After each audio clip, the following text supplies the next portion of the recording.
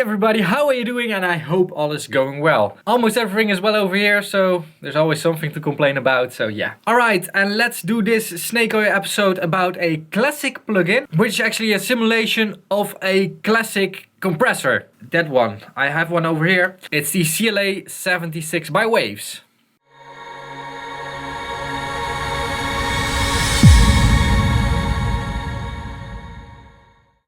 So this plugin is around for a pretty long time and it's actually on sale, as it is always at Waves. So the regular price is $250 or $249 actually. And it's on sale for $39. I'm still wondering why they aren't giving them away for free, because if you have to drop the price by that amount to make sales, then yeah.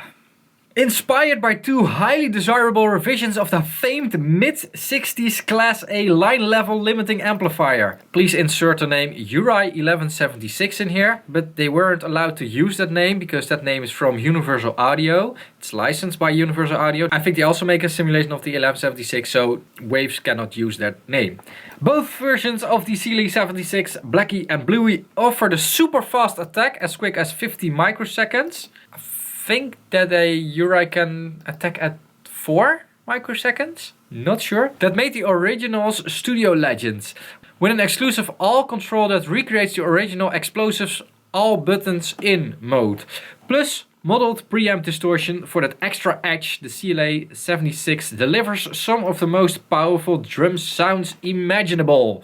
Alright, so they are talking about drum sounds and we're going to run drums through this plugin and also through the compressor. So we are going to run drums through this plugin and also through the real one, because that will make it interesting. Modeled compressor plugin based on the famed mid-60s Class A line level limiting amplifier, super fast attack, sound excellent on drums, exclusive all control, zero latency, that's always nice, preamp distortion modeling.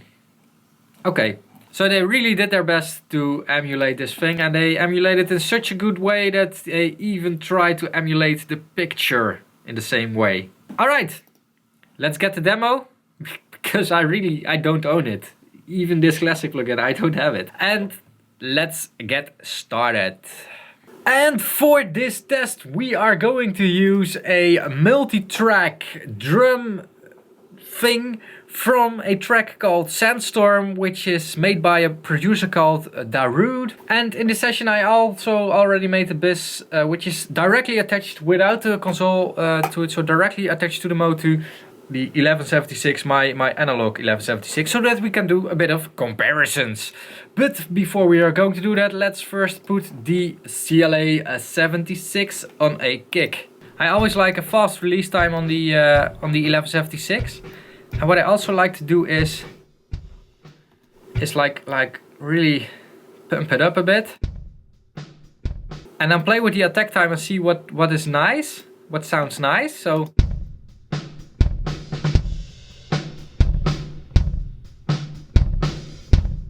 something like this, I think.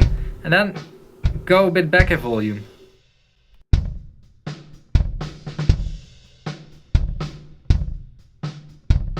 Like that, yeah.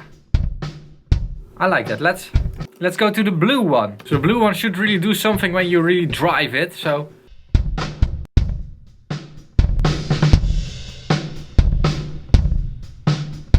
Okay, nice. Alright, looks nice, sounds kinda nice. Let's try and dial in the same settings on the real analog hardware unit. And what I'm going to do for that is that I'm going to check how much this thing is compressing. So, okay, it's compressing all the way. And I'm going to match the amount of compression, because if I match the settings, that probably won't work because of analog level differences. So let me quickly do that, and let's put the attack at the first dot and release quickest, and yeah. So let's see if I can. Okay, so that's a bit weird, because the first thing is the meter is responding a lot differently. Let me show you guys this. Like, this is what the meter is doing. And if I drive it up more, look at this. Like, it doesn't even go to minus 15. So that's kind of strange. That's kind of strange. Could also be a stem audio issue, but I think this is probably the same. Let's check the differences. Even better, let me record a small part and then check the differences. That's easier. Alright, so let's compare these two. So this is the plug-in signal and this is the original.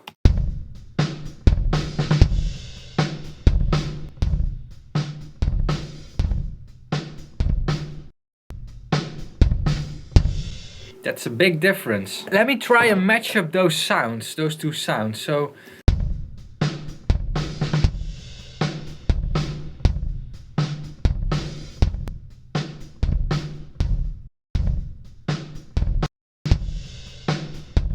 that's strange.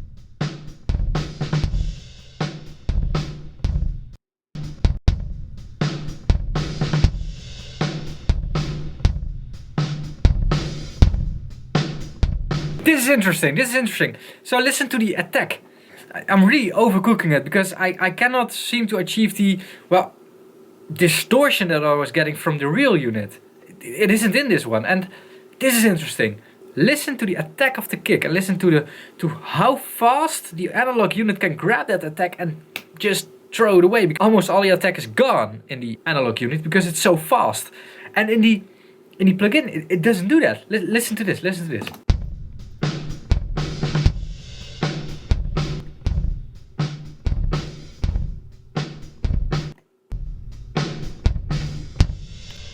That's not really what it should be doing. The 1176 is known for that super fast attack that you can chop off every single transient.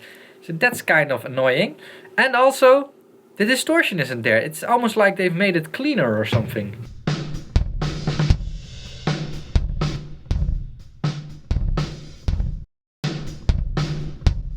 It sounds really cute and not like something that I would use on a kick like this. And I know that I'm overdriving everything. I want to go to extremes because it's much easier to hear the differences if you go to extremes. The analog version is also a bit more extreme than I would use in a production, but I hope that you guys can understand that. Alright, so let's also do this on a snare.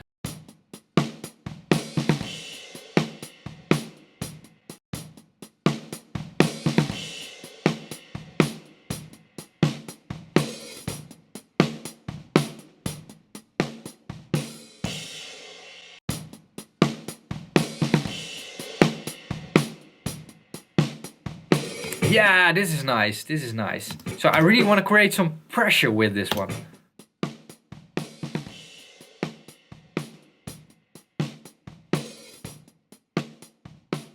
That's actually pretty nice. That's something I would do, bit extreme, but yeah. So something like this. So a bit of release, slowest attack setting.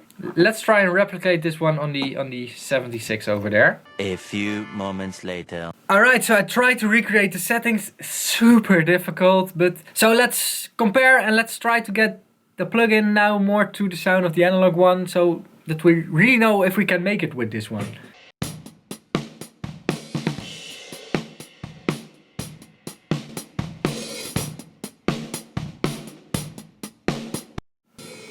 More squashed, more squashed. Can we get more squash out of this thing?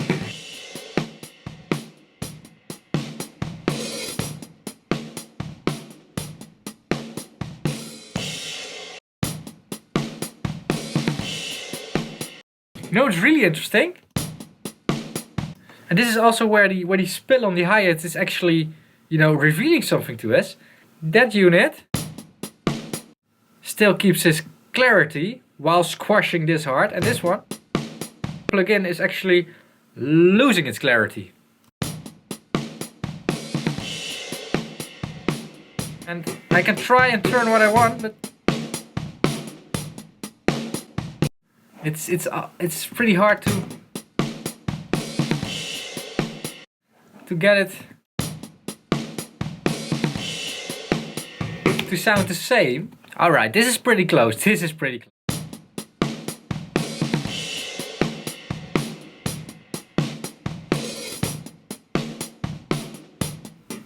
Pretty close, still not there yet, but I think this is the closest that I can get it. Let's go one more time to our kick example.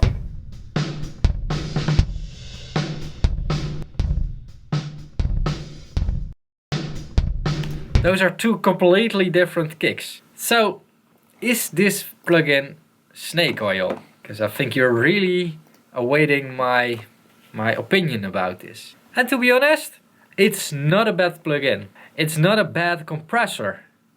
It's actually a pretty good compressor plugin. And I think it can go in the list with you know, great compressor plugins. However, does it simulate a real 1176? You know, it comes close. But does it really emulate an 1176? And this is a difficult question to answer. As you've heard, on a snare, it's actually pretty close. On the kick drum, it's actually far away because it isn't fast enough to be a real 1176. And in terms of character, it's also off. But the issue with this is that they have sampled two vintage 1176 compressors, or even a few more. And as I know from experience, the vintage compressors, all the 1176, all have their own sound. So it's really like you buy a unit and it has a whole different sound than the few other units you already have in your rack. Even if you have 5 of the same units in your rack, they will all sound completely different. So I don't know which one they have sampled. And that's also kind of a bit of the issue with this. Because of the fact that those compressors are all sounding different, it gives all those compressors their own way to shine in your mix and their own room. So if I use one on the kick and another one on the snare and another one like at the same time, so I have 3 or 4 of those units in a rack, a few vintage, maybe a few new like stem audio or other warm audio, I don't know, all the other units, and a few vintage ones, I have a whole rack of colors which is the same unit.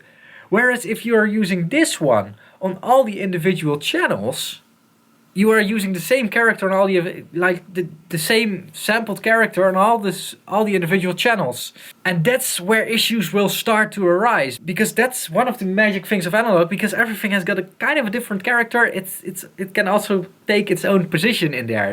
That's really amazing. And if you work on analog consoles or with analog equipment, you know what I'm talking about. So, and conclusion, is this thing snake oil? I'll let that to decide to you. It's a good compressor plugin. It's also a pretty cheap one right now for 39 euros. But there is also a lot of other compressors out there. And with that being said, I want to end this video over here. If you liked it, please give me a thumbs up.